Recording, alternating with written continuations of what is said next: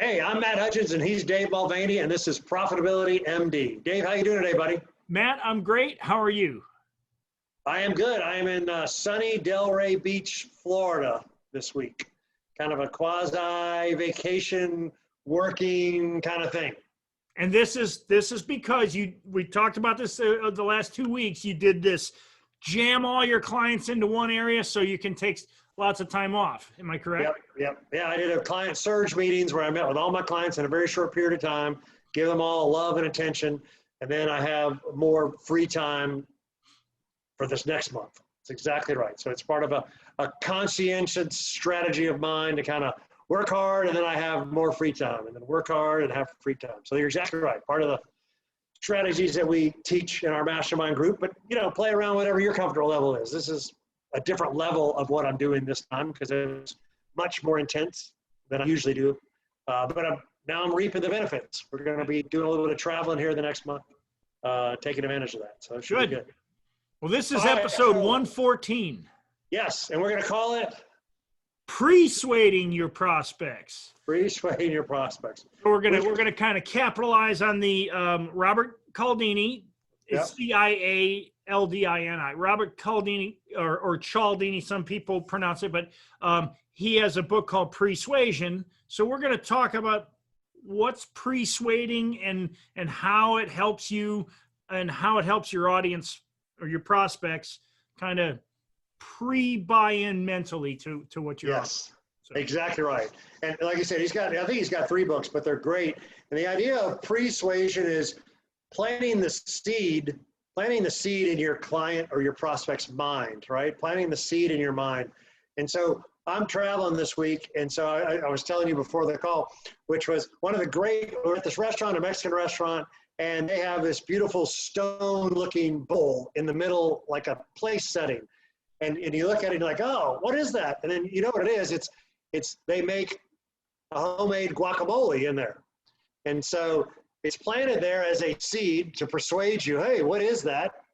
It's a stone-looking bowl. And then the waitress says, oh, that's the guacamole bowl.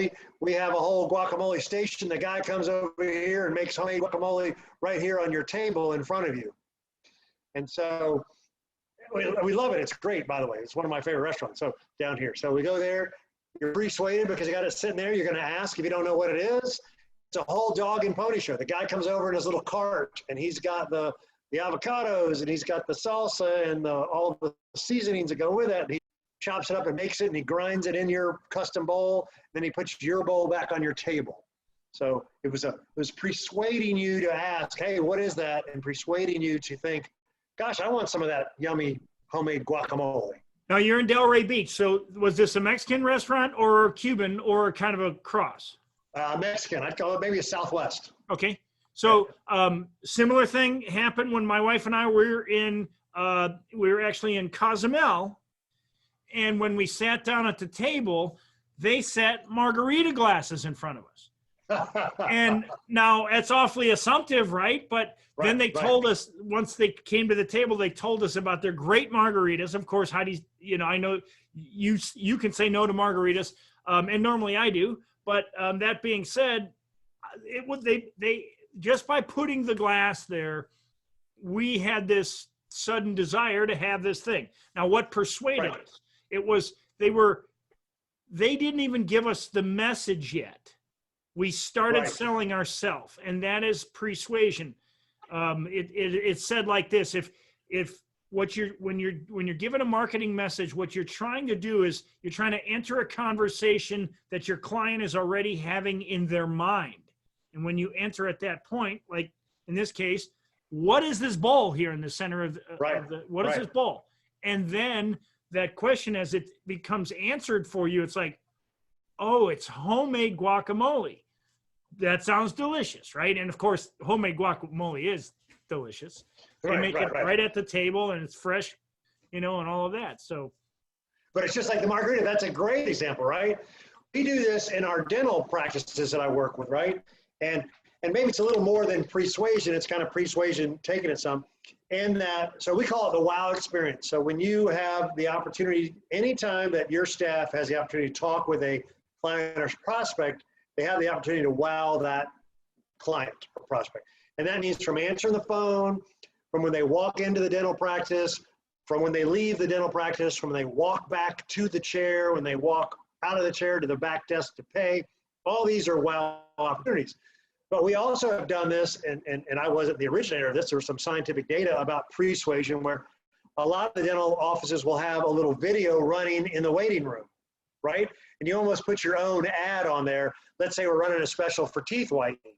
So you would run the persuade, run a little ad in your own video in your own waiting room about the benefits of teeth whitening, right? Or we're running a special and the benefits of teeth whitening.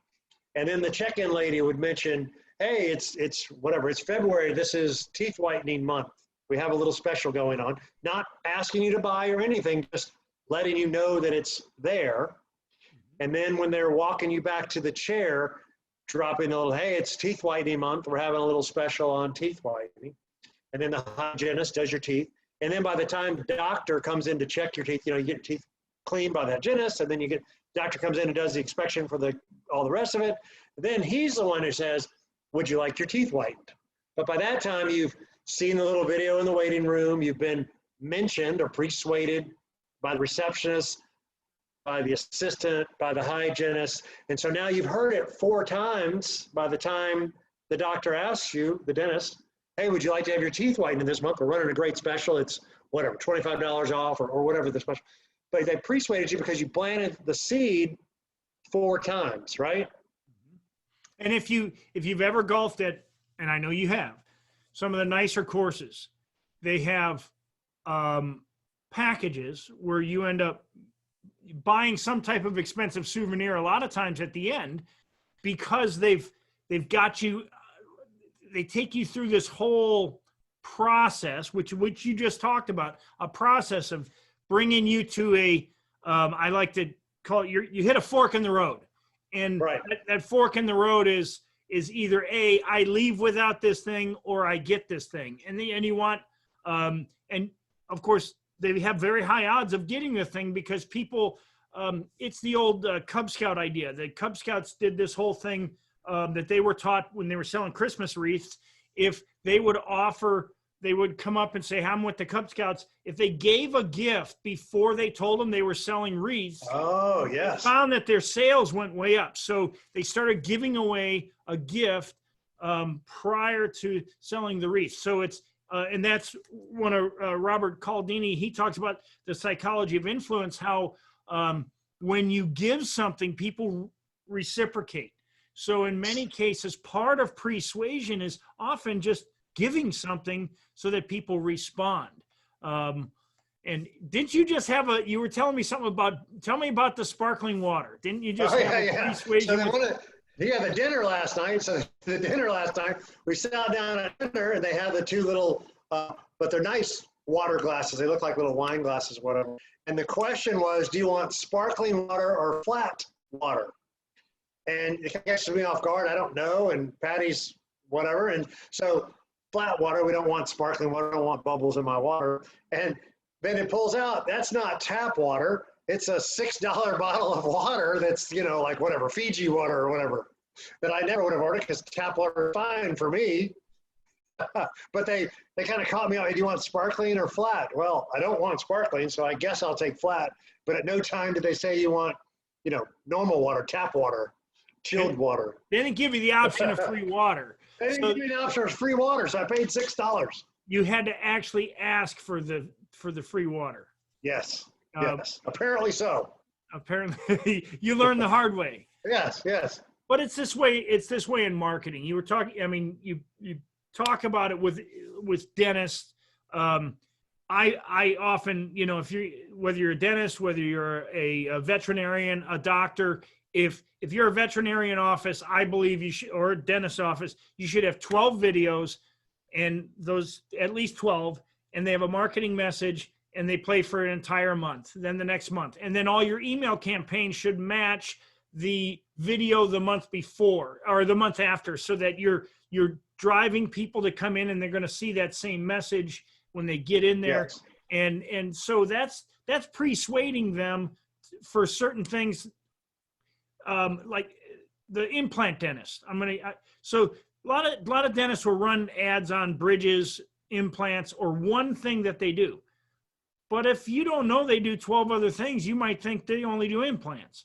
So it's important that you know all these other things. Well, how are they going to tell you all that when marketing is designed to have one message, right? One problem that you solve. And so that's where this persuading comes in. I guess it's like pre-telling almost. Right, exactly right. And it was interesting. We were taking the tangent of this turns into, what else going into, right? You should only market one thing at a time, right? Or one market at a time. We talk about one niche at a time. One message. And we've used the child psychologist who helps with all kinds of different things, but the chiropractor who can help with tennis elbow and golfer's back, or with whatever, a bad knee, runner's knee, right? But you market one of those at a time, right? You need to run an ad that is on a golfer's back, or run an ad that's on tennis elbow, right? You can't run the ad that says, we do everything. That's what people do, and that's the mistake they make. You need to run the ad on one niche at a time. It's one ad, it's golfer's back, tennis elbow, whatever, runner's knee. And let me take that even further, because I've had this question asked. Well, but I do all these other things, and some of them are really profitable, and I'm like, what we're not saying you shouldn't run simultaneous ads with one message. So how does that work? Well, it's called landing pages.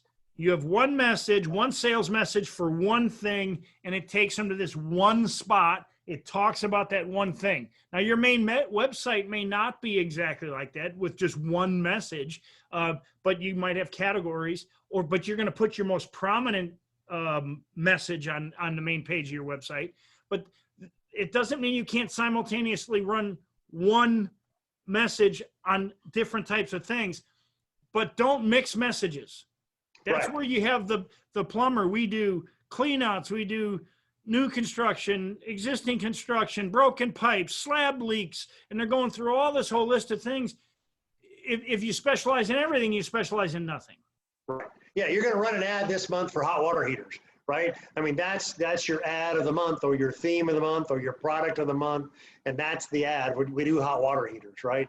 Because I think Dean Jackson, it's one niche at a time. I'm not telling you can't do 3 different niches, but we're only marketing to one at a time because it gets too confusing, right? And so when we talk about that, but on top of that, I'm flipping the narrative, I read an article this morning, and I know we were talking about this. I'm changing the subject, but it's related. Are you a Facebook user, or are you Facebook's product? Okay, and the answer is you're actually Facebook's product, right? They are actually selling you your eyeballs to advertisers, right? Same thing with TV, CNBC, right? I watch a lot of CNBC. CNBC is not for me. CNBC is to get me to watch it so that they can sell advertising. And so if you want to take that a step further, so during the football season this year, I didn't watch NFL. And if anybody who knows, you can see Packers pictures behind me. I'm a diehard Packer fan. But that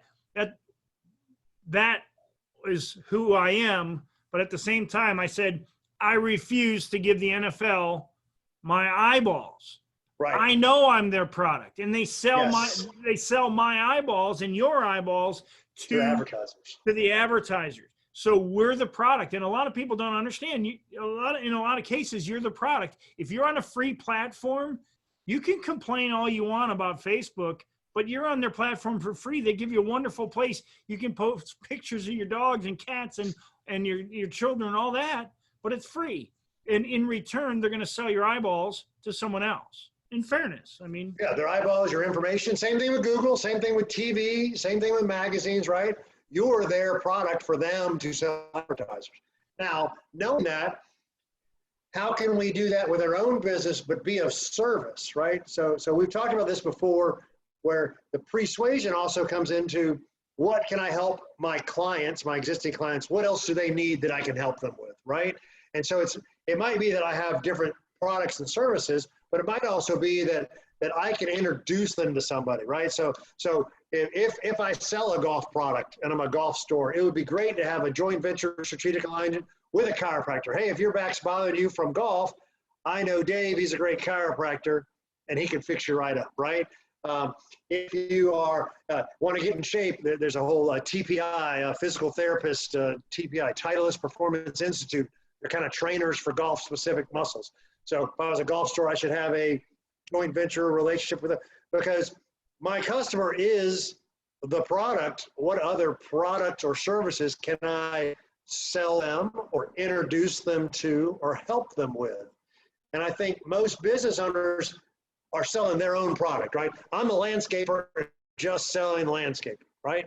That's not it. You've got a client who likes and trusts you, and you could probably sell roofing and gutters and pressure washing and house painting and deck work and refinish the basement, right? Those are all referral opportunities or joint venture opportunities for you, the landscaper, to relay or help your client who says, hey, I'm looking for somebody to, change out the gutters. Do you know anybody, right? They're not necessarily going to come to you because they don't know who you know, right? But you could be proactive in your, I was talking about this before, for any of these service professionals, right? Yep. You should have a survey at the end of your, whatever it is. I'm the roofer guy, the gutter guy. It is, what do we do well? How can we improve our services? Do you plan any other home repairs in the next 6 months, right? Yep. That should be your service questionnaire at the end of every time you do something. You install the hot water heater. Great, how do we do? Do we do a good job? Do you have any other home projects you're planning? And you can even put the list so they check it off. You're going to redo your deck. You're going to redo your basement. You're going to redo your kitchen. Are you going to redo your lawn? Are you going to redo your porch? Pressure washing, painting, all those things, and they can just check it off. And now what you have is a built-in referral source that you can now say, well, you mentioned on here that you were talking about having your house painted. Well, I know Dave.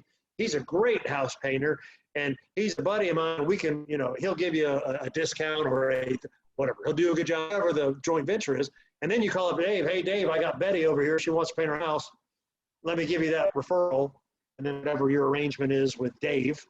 But you're doing them a service because they're looking at you to screen the painter, right? I'm not going to give them a crappy painter because I don't want them to get mad at me and not want to use my landscape services. Precisely. So I'm actually doing them a favor by pre-screening the painter, right? Pre-screening the plumber. I'm pre-screening the roofer because I'm not just going to put anybody on my little, hey, Dave, you need your roof redone. Hey, Dave, you need some painting done, because I don't want to jeopardize my landscape business. So I'm doing my client a favor by pre-screening all these other suppliers. Why wouldn't they want my referral? They like and trust me as a landscaper. So this keeps bringing, I keep going back to, we were talking about Facebook. Yeah. And why is Facebook's advertising so valuable? And I think the reason it's so valuable is because they know their clients so well. They know if you're on Facebook, they know where you go. They know your interests. They know what you like. Well, that's how you persuade your clients and prospects, is because you know your audience so well that ahead of time, that by the time they get there, they're like, we have a pretty strong understanding of contractors, for instance. I've been working with contractors since the early 1990s.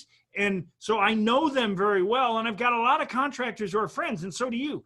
And so when you get to know somebody on a personal level like that, when somebody you don't know walks into the picture, it's that feeling of, like when doctors show up at a convention. Okay, they're all doctors. They have this kind of kindred spirit, if you will.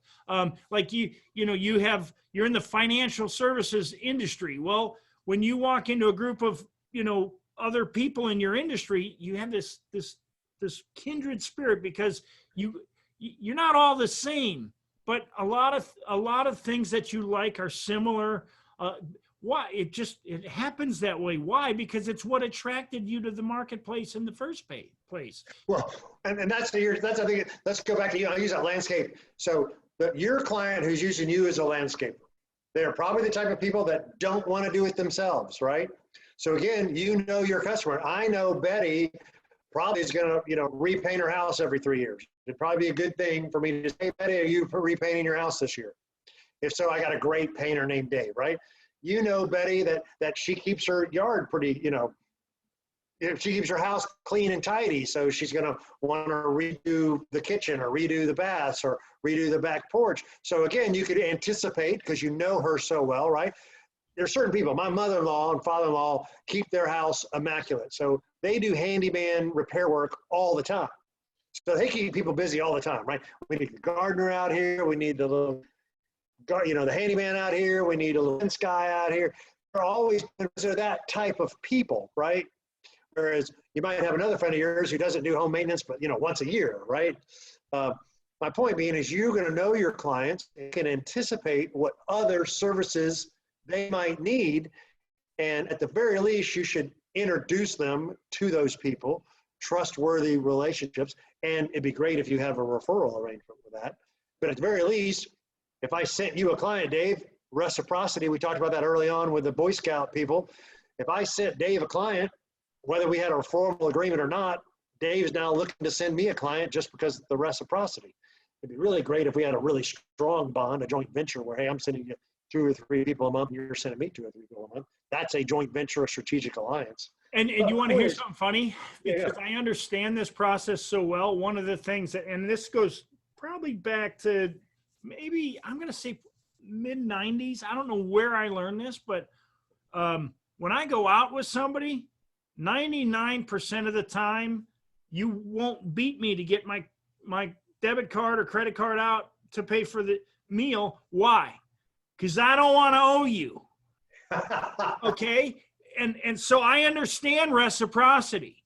And so I don't want to put myself in a position where I owe somebody, because I feel that, and I'm being, this is psychology stuff. This is psychology 101, man. When you owe somebody the next time, and so how do you persuade your clients? One of them is if you're going to take and go, like if they invite you out and they might have loads of money, you don't let them pay. You want them to be in a position where they have to reciprocate, right? I mean, I don't mean that in some kind of manipulative way. It's just human. No, but that's why people give away free samples. I think we talked about this on a show maybe even a year ago, that Procter & Gamble was getting away from coupons and 10% off type stuff, and they were doing free samples because they would rather you use the product.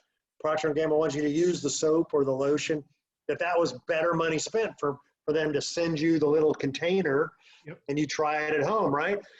That's why people give away free test drives, right? The automobile free test drive, because I know if I can get Betty in the car, she's going to want to buy it, and she'll talk her husband into it. How about taking your kids to just visit a pet store, right? You know, there's no visiting a pet store. You're going to buy a damn pet, right? Or we're going to go look at, we adopted a dog over the holidays, right? Over Christmas. And I was like, oh, we're going to go look at one of these dogs. So I'll tell you, adopt a dog. When I bought several years back, I bought an S550 Mercedes. I didn't buy it the day. I that I drove it. Basically, what happened was I had a Lexus, and it was in the service department of the Mercedes dealer right next door. So I walked next door, and I told them my car's in the shop. They own the same dealership, the Brumos family. And I looked at this S550 and I loved it. And he said, give me your driver's license. He snapped a picture of it. He said, take the car home for the weekend. If you like it, he said, we got your car, so we know you're coming back. Right. So take it home for the weekend. Well, needless to say, Monday morning, I had convinced my wife and myself that I was going to buy a $106,000 automobile. But that's the point is, did they sell me on the car, or did I sell myself on the car? I persuaded myself. He handed me the car and he said, go pretend that's your car. That's what he was pre-selling me on, the idea of me owning that car. And that's the idea here. You know, real estate agents, why do they stage a house? Because the idea is to, when you walk through that house, you can see yourself like, I could see myself living here. You're in an ocean, or across the street from the ocean, in a condo right now. Well, if somebody wanted to sell you that condo, what better way to sell you a condo than to let you stay there, right? So. Right, exactly right. And that's the timeshare industry, right? The timeshare industry knows that. To offer you the free weekend, the extremely discount, like timeshare is the king of that, the reciprocity, we're going to do a free beach weekend or highly discounted weekend. We only ask that you sit through this 90-minute presentation on timeshare. They know that, right? They know that the reciprocity, they know that if they can get you there, right? That's why free samples, that's why we'll do a free valuation, will be a free carpet audit with Joe Polish was a free carpet audit instead of a free estimate. So people give you free estimates. Now everybody gives you a free estimate. That's why free audit might be better because it's better sounding or different or unique. But it's the idea of reciprocity. If I'm the one that educates you, we talked about it before, the buyer's journey. If I'm the one that helps you along the buyer's journey, gives you some free information or some free value that helps you along your journey, your buyer's journey, when you finally decide to buy, you'll buy it from me. You weren't going anywhere else to buy that Mercedes. You could have gone to any other Mercedes dealership in Jacksonville, but that's not what you did. Tested it out. Now he helped you along the buyer's journey. Take it home, enjoy it, see yourself in it. Look at the pros and cons of a convertible. And then where do you go buy it? You bought it from him. You didn't have to. You could have returned that Mercedes and gone down the street. But in these cases we've just described that are really good, if you notice what they're doing is they're showing you the product instead of telling you about the product. And anytime you as the guide, because that's what when you're helping somebody along, you're the guide. They're the hero in the story. Okay. Your prospect is always the hero. So you're the guide. Well, if you can show them your product, how it works or whatever, it's hard to show people. If you're a landscaper, it's hard to cut the lawn for free, right? But right. You could, let's say you want to do their bushes too. You could say, hey, I did your bushes today. If you'd like to do that from here on out, it's only an extra $218 a month or something. Right. But you show them the first time, if they're already a customer, your odds of selling them. We talk about, getting more from existing clients. That's a way to show somebody. So you're up north, you do landscaping. Well, it snows. You show up at one of your clients' house, you plow their driveway. Hey, I plow. Next time, just call me. It's $40 and it's done. So these are a way to persuade your prospects. And I think one of the better ways, of course, was reciprocity, showing them, getting them to test it, those type of things. Those are all ways to persuade people. And we went fast today. I'm surprised. I know, this is really good. But that's so one of our new offers, right, is we have this profit acceleration session where we can find any business owner $50,000, $75,000, $100,000 in their business. Reality is it's always over 85 grand. Every time we do this, that's just the beginning of it, but it's hard to interrupt. And so the pitch is, we'll find you $50,000, $75,000, $100,000 in 45 minutes less without spending $1 on advertising, $1 more on advertising or marketing, right? So what's that? That's our reciprocity. We're going to come in there and show you where your hidden money is. The fact is you've got money that's just laying around the table. We're going to show you where it is and how to get it. And that's our reciprocity. We'll show you how to get it, and hopefully you'll hire us to help you implement it, help you go and capture it, right? We'll give you the roadmap, but most people don't just want the roadmap. I don't want to mow my lawn. You can show me how, but I don't want to aerate it and cut it. I want you to do it, but you can tell me why it's important. One of the reasons I think the Profit Accelerator is such a valuable tool for business owners. There's so many business owners. I don't care if you're an attorney, if you're a doctor, dentist, you're a contractor of some kind. What happens is you're really good at what you do, but a lot of times you don't really understand all aspects of business. Yeah, the big picture. So we understand the big picture, and we allow you to plug into the big picture. Why do we understand it so well? Because I've been self-employed since 1992. I've had more failures than most people have had successes. And so I know what not to do, but I also know what to do. And so do you. For 30 plus years, we've both been kind of on the same journey, not together, but now we've been together the last couple of years. But that's the point, is that we've got everything in an easy to follow format. So you can just plug into a system. It's going to show you where money is in your business that you never thought possible. And that's why we can guarantee to get you $50,000 to $100,000 in a 45-minute session, again, without spending a dime. More on advertising, no more in overhead, just finding it in your existing business. So that's good. So No, that's good stuff. We got off on a tangent. So Matt at profitabilitymd.com, Dave at profitabilitymd.com. We always talk about our mastermind. So if you're interested in our mastermind, great. Find us. Now this new profit acceleration sessions that we're offering business owners to find them $50, $75, $100,000 in their business. If you're interested in that, again, Matt at profitabilitymd.com, Dave at profitabilitymd.com. We do a little Zoom meeting. We find the money for you. We'll give you a roadmap. It's great stuff. It really is good stuff. Find us on podcast. This is on our YouTube channel as well, Profitability MD on our YouTube channel. And then profitabilitymd.com is where the podcast and the website is for all this stuff. This was great. We flew through this. That was awesome. We went down 10 different roads, but it's awesome. But we ended up in one spot. All right, man. All right, man. Have a great week. Take care. See ya.